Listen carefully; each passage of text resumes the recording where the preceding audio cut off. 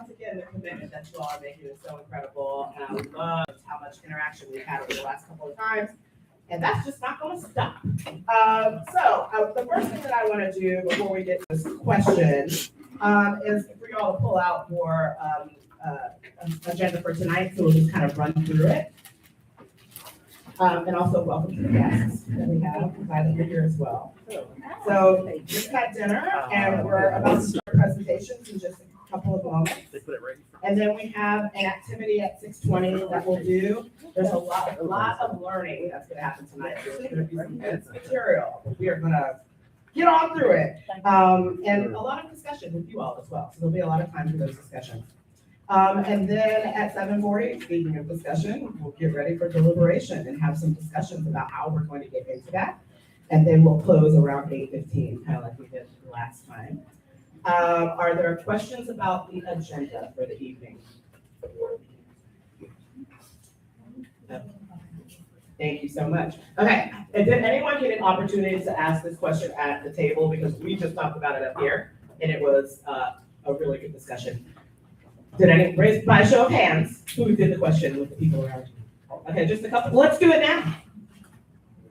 Ask this question of a couple of people around you. Answer this question. After learning all you've learned about the role of council member, would you want to serve on city council? Why or why not? Turn to your neighbor. Why or why not? Y'all are ahead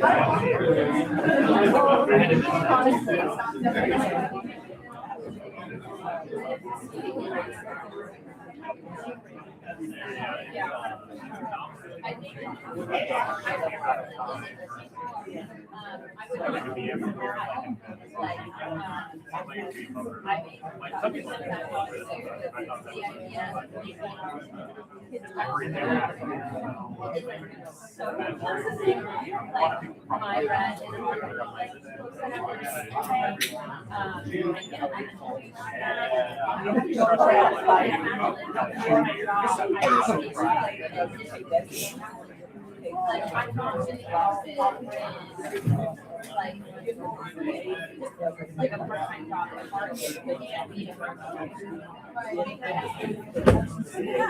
Okay, let's take about 60 more seconds to finish up your conversation. I would definitely not. I would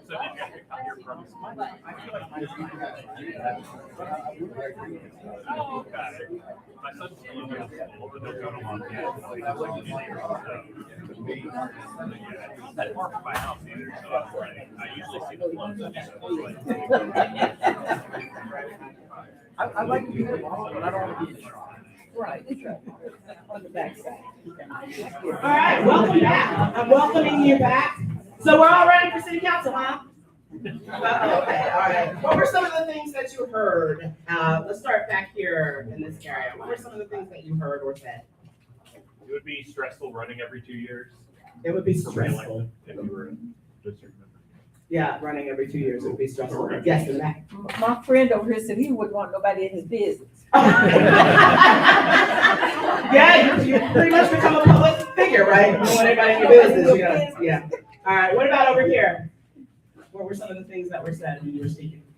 Or that you said? You basically have to work another job. Yeah, So you wouldn't have any, this is a part-time position. Right. all of your time would be taken up by your first job and the council member position. And that would be your whole life. You wouldn't have time to do anything else. Yeah, so the time commitment, we talked about that up here as well, about the time commitment and what that takes and what a newfound respect some people have now for city council and public officials, right? Well, thank you so much for engaging in that. You also, let's see, what's next? We also had a true false that some of you may or may not have gotten to. We want to go over the answers to that true false, or do we need some time to look at the true false that's in your folder? You looked at it? You ready to go? All right. Is this true or false? Yell it out. False. False, exactly. How many were there? Over 11? 10,000 plus an extra 1,503. To be precise. Yeah. Thank you very much. The next one, true or false? False. False. All right. We're gonna change that. We're gonna change, maybe we'll change that. Thank you, BS.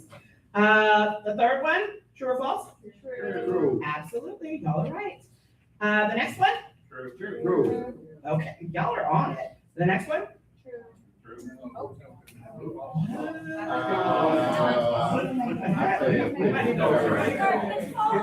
It was false, okay. Like 41, 42%. All right, we already know that. Okay, so that was kind of fun. We might need to do those true falses again. I like that. Well, the last week over the last. That's the last. It was on the question. Last one's False. Well, False. that's- False, exactly. So in just a moment, we're going to talk about understanding the charter, and we're going to invite Megan Griffith up here. Thank you for being here, Megan. But I did want to remind everybody, there might be a slide, nope, the slide didn't make it in here. About just reminding you about our community agreements. They're up there in the back. But tonight we might want to lean into curiosity, right? So and that wonder, open-ended wonder. Oh, thank you. It's coming back up. So, and honoring the process, because it's going to get a little dense tonight. But we're also very excited to have our guests come up here and speak to us about this. So let me get back to your slide. I think it's in here. Here we go. We're going to understand the charter and why it exists. So come on up here, Megan. Let's give Megan a round of applause. Thank you so much for being here. Thank you so much. All right. Well, I am so glad that you all are having conversations, about what it looks like to be a public servant, because I'll tell you what, it's thankless work. And I can say that because I deal with them on a daily basis. I work with the Kentucky League of Cities, and if you're not familiar with the league, what we are, we're a membership association for city governments across the state. And we do everything from legislative advocacy to legal advocacy to trainings. So we really call ourselves the one-stop shop for cities. Our kind of slogan is we serve those who serve. So we're really behind the scenes in helping people who are in city government effectively govern their communities. So before my time at KLC, let me get my notes here, I worked in the law department for the city of Lexington. So I am uniquely positioned to talk about the charter. We're going to learn about what the charter is, why we have a charter and no other city has a charter, what can go in the charter, and kind of have our guardrails for as these conversations continue about what can you change about the charter, what are the things that can go into the charter. We need to understand what the charter is and what can go into it. So I want you to rewind to 1974, and we're going to talk about why a charter exists. So pre-1974, in Fayette County, there were two distinct forms of government. We had the county government and the city government. They are co-equal governments. The city is not subservient to the county, so they act alongside each other. This is the norm for the 118 other counties in Kentucky, besides Louisville and Lexington, right? They have a county government and they have a city government, and they have powers. They both can tax, they can provide services, all of those things. Well, in Fayette County, they started to have the conversation of, are we duplicating services? Are we effectively using our resources and our taxes? There was also some conversations about what happens if development starts happening in the rural part of the county, which is our protected farmland. There was some concern about all of these types of services, so the voters decided to have a merged government. They said, we're going to take these two separate entities, we're going to make one entity so that we can effectively use our resources and we can kind of use our dollars the best way we know how. Now, when you do that, it creates kind of a procedural problem. That's because in Kentucky, cities are created by statute. There's no inherent right to exist as a city. The reason cities exist in Kentucky is because the General Assembly says they can, right? They create the ability of cities to exist. That is not the case for counties. Counties are created by the Constitution. So when you say, okay, we're going to take a city government and a county government and we're going to smash them together, there's a lot of questions about how that's going to look, right? How are people going to be elected? From where are they going to be elected? What interests are going to be represented on this council? Who has executive authority to make these determinations, right? All of these questions needed answered before we could have an effective government. So the General Assembly created the section 67A just for you all. You all are so special, you know that, right? You have a whole section of the Kentucky Revised Statutes just for your form of government. And they said, okay, voters, if you guys want to create this merged government, you all have to have a set of rules or plans so that everybody knows how it's supposed to operate. We have to figure out how many council members there are gonna be. Because remember, we had two separate entities and they both had equal amounts of power. So I'm gonna get to your question in 1 second. Imagine telling a county judge executive and a mayor, hey, your governments are going away, you all figure out who's gonna have the power. Uh-oh, right? So everybody had to come together and they had to determine the rules of the game. Question. So then we divided into districts. They are divided by district and that is in the charter. So those structural things of how, effectively how the government is gonna work, that's what goes into a charter. So the charter is essentially the Constitution. And I'm gonna go to the next slide here, if I can. Okay, so think of it as the rules of the system itself. And we have our little hierarchy, and this is really how we have to remember how all of the laws operate together. Down here at your base, you have your state constitution. Every state law, every local law has to conform and comply with the state constitution. There is nothing we can do in Lexington that goes against that state constitution, right? Same thing for state statutes. All of those state laws that the General Assembly passes has to conform with the state constitution. And then here we are with our Lexington charter. So anything that goes into the charter has to comply and conform with both the state statutes and the state constitution. And then we have our local ordinances up here, and those are those policy decisions. So when our elected council members pass ordinances to regulate our conduct as a community, it has to comply with the charter, state law, and the state constitution. There's also some federal world out here, but everything we have to do also has to comply with federal law. So here's our hierarchy, right? So we're talking about right here, and we're talking about the structure of government. This is kind of illustrative of what I'm talking about. In 1994, a group of citizens got together and they decided that they were going to propose a charter amendment, right? Similar process, and they wanted to cap occupational taxes. So if you work in Fayette County, you pay an occupational tax, which is just a percentage of your wage that funds government services. And the people said, we want to cap that at 2%. We are going to do a charter amendment to say that the local legislative body, the council members elected by Fayette County people, cannot assess a tax that's higher than 2%.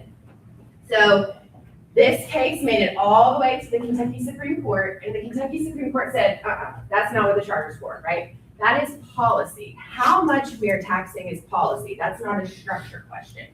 And I love this quote. It says, the people of the Commonwealth have the right and duty to involve themselves in the operation of the government by voting.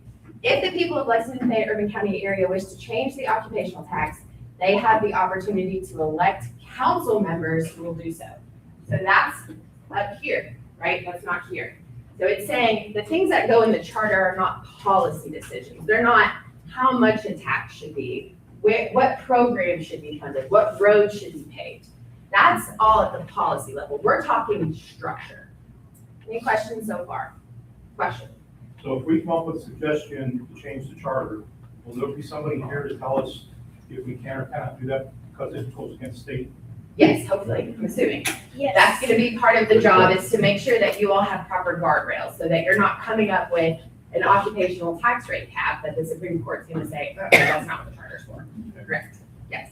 Good Is question. there an easy way to separate policy from structure? No, no. So think about it as like your guidebook, right? So if we're talking about the House, how laws get passed, how people get elected, those things are usually structural in nature. When we start talking about the what's, those are usually policy. What program gets funded, what road gets paved, where money gets spent, all of those are policy decisions that our elected officials get to make.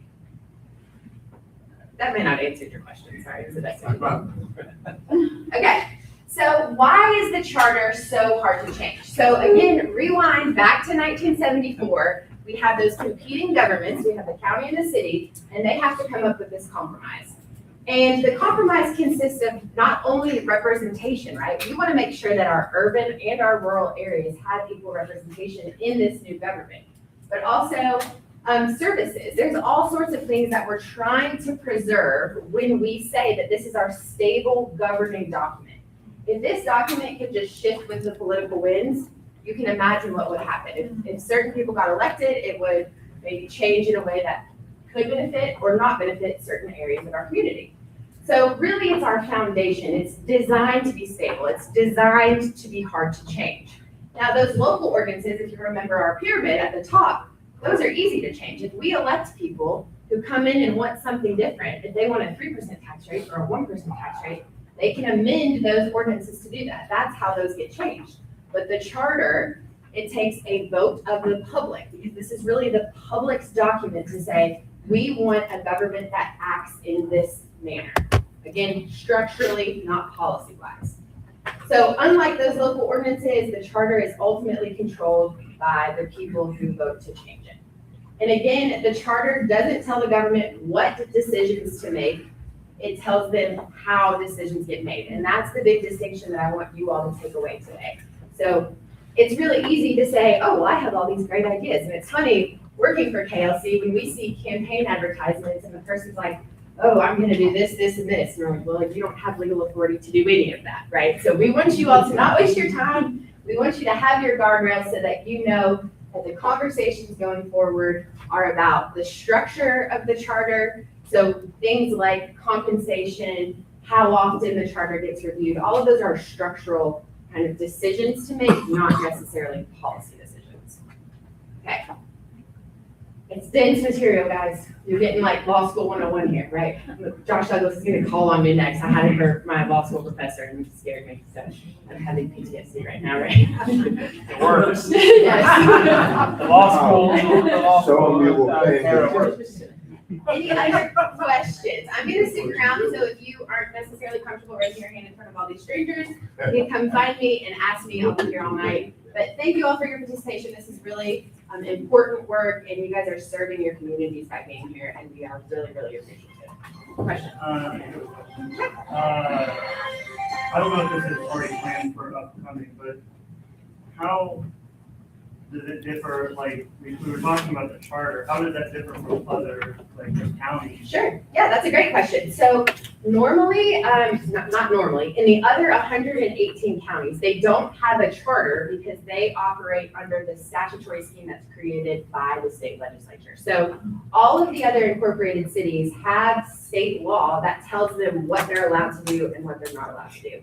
The reason that Lexington has that charter is because they're a hybrid government. They're both a city and a county. They don't fit neatly into that category. So when you look up a law and it says a city must da-da-da-da-da, that doesn't necessarily apply to you because you're a city and a county. Does that answer your question? So if we were just a city or just a county, then it would be. You would have a clear set of rules that all the other cities and all the other counties Set operate by under. state? That's right. Okay. Yeah. And you still do have to follow state law. That's not to say the charter is the only governing document, which brings up a good point. When you all are having these conversations, there may be other sources that we have to look to, right? We have to look to the state constitution sometimes talks about elections. We have to look to state law.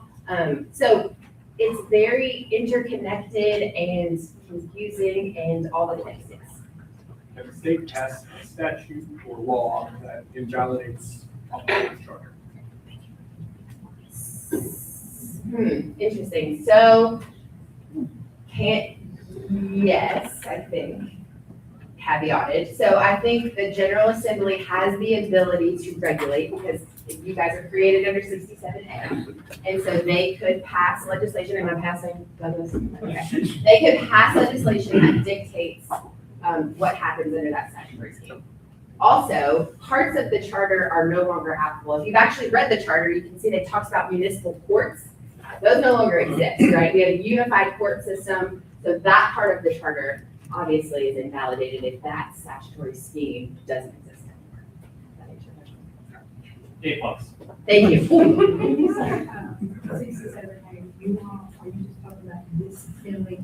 Not, that's a great question. So when I say KRS 67A, am I talking about this assembly? No, I'm talking about the urban county government.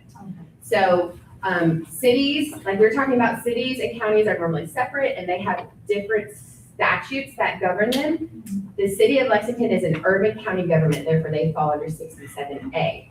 Louisville is a consolidated local government and they fall under 67C. So it's just a different form of government under which laws you fall under.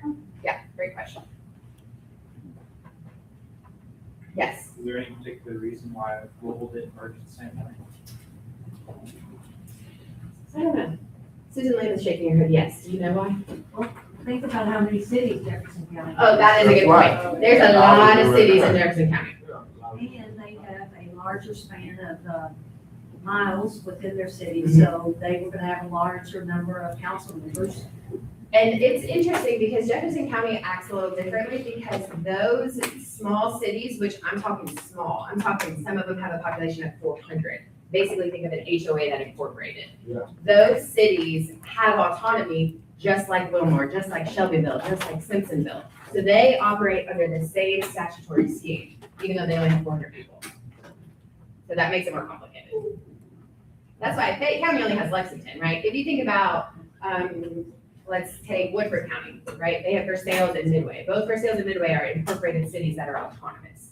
So they have three governments kind of working in tandem there. Here, we just have one consolidated, with that's not the right word, we have one merged government. Great question. Thank you, Susan. Any other questions? Okay, like I said, I'll be around if you think of more, and I'd be happy to chat. Thank you so much, Megan. Round of applause for the Awesome. Okay, so tonight you guys are going to be learning about charter review processes and what the options are for different charter review processes and, you know, how those do or don't seem to work. That's tonight's education, right? It's about different charter review processes. But why are you learning about processes? Because you're going to be deciding whether or not Lexington needs a different charter review process, right? So the tricky thing about tonight's education is there's really two groups of things you need to know about. You need to know about what are our options for review, but you also need to know what the heck is in Lexington's charter that might be up for review, right? And so that's kind of a hard question to answer because if anyone's taken a peek at the charter, it's pretty long. It's written in charter language, which is like every single time I read it, I think it means something different, which is why we're very grateful to have Megan in the room for an activity we're going to be doing later. But I just wanted to take like a few minutes to just tell you guys a little bit more about some of what's in the charter, just so you know kind of how it's relevant to life in Lexington and whether or not you think it should be reviewed. So I'm going to hit this very quickly, but I thought it was important to cover. And after hearing Megan's presentation, I wish I had made this slide look different, so bear with me.